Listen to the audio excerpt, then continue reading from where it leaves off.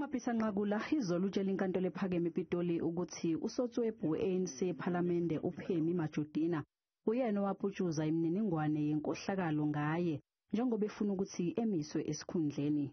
I-ANC-ke ithi isigungu esiphezulu sayo sisalucubungula lolu daba oselivelile phakathi kwamalunga ayo amabili. Sizophendula ngokuhamba kwesikhathi. This matter came out of the affidavit that was presented by the representative of our comrade Nosiviwe Mapisa Nqakula, and it's a matter that will engage on internally. There are processes in the ANC, if indeed it's true, where the officials, the NWC, is at liberty to can engage on that particular issue.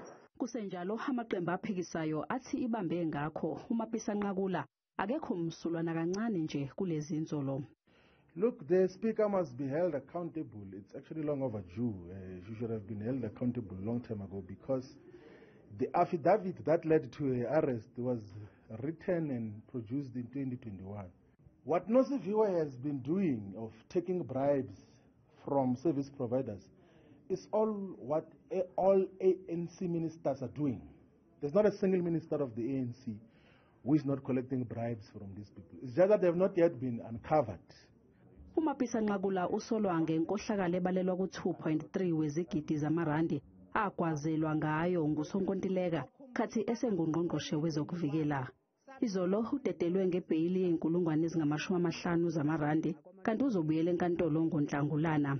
Eminye imbandela yebheyili yakhe ithi kumele anikeze umphenyi wecala incwadi yokuvakasha futhi-ke angaphumeli ngaphandle kwalelizwe.